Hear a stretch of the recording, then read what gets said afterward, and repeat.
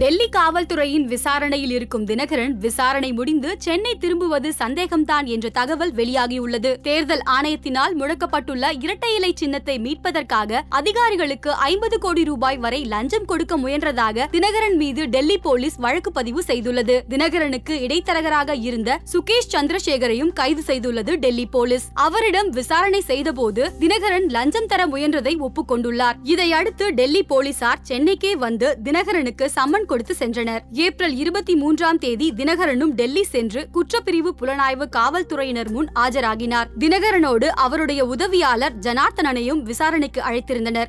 April 23ஆம் தேதி நண்பகலில் காவல்துறையினர் விசாரணையை துவக்கினார்கள். முதலில் கேட்கப்பட்ட கேள்விகளுக்கு தினகரன் தரப்பில் இருந்து தெரியாது என்றே பதில் வந்துள்ளது. அதனால் தினகரனை வேறு அறையில் அமர சொல்லிவிட்டு அவருடைய உதவியாளரிடம் விசாரணையை ஆரம்பித்துள்ளார்கள். துவக்கத்தில் சில பேப்பர்களை காட்டியதும் ஜனார்த்தனன் ஆடி போயுள்ளார். அந்த பேப்பர்கள் குறித்த எந்த பதிலையும் சொல்லாமல் முரண்டு பிடித்ததால் அடுத்ததாக ஜனா சுகேஷ் இடையே நடைபெற்ற செல்போன் உரையாடலை போட்டு காட்டியதும் பதில் சொல்ல முடியாமல் திணறிவிட்டார் ஜனார்த்தனன். அதன் பின்னர் மீண்டும் தினகரனிடம் விசாரணையை ஆரம்பித்துள்ளார்கள். இந்த முறை ஜனார்த்தனன் ஒப்புக்கொண்ட தகவல்களை வைத்தே தினகரனிடம் கேள்விகளை ஆரம்பித்துள்ளார்கள். ஆனால் ஜனார்த்தனன் சொன்ன தகவல் பற்றி தனக்கு எதுவும் தெரியாது என்றே மறுத்து வந்துள்ளார் தினகரன். தொடர்ந்து அதிகாரிகள் கிடுக்குப்பிடியால் தனது உடல்நிலை சரியில்லாமல் இருப்பதாக கூறிவிட்டார் தினகரன். கிட்டத்தட்ட 7 மணி நேரம் வரை இந்த விசாரணை படலம் நீடித்துள்ளது. தினகரனை திரும்பவும் விசாரணைக்கு வர காவல்துறையினர் உத்தரவிட்டுள்ளார்கள். ஆதாரங்களை கையில் வைத்துக் கொண்டு ஏப்ரல் 24ஆம் தேதி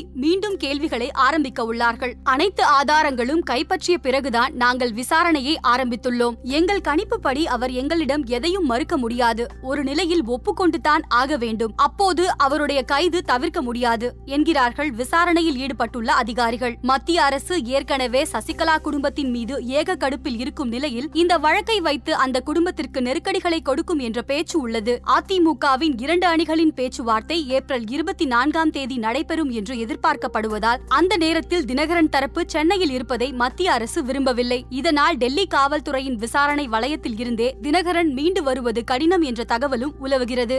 இந்த வழக்கில் தினகரன் கைதாவது உறுதி என்கிறார்கள். மொத்தத்தில் டெல்லி சென்றுள்ள தினகரன் சென்னை திரும்புவது கடினம்தான். மேலும் இதுபோன்ற செய்திகளை தெரிந்து கொள்ள சுட சுட சேனலை சப்ஸ்கிரைப் செய்யுங்கள்.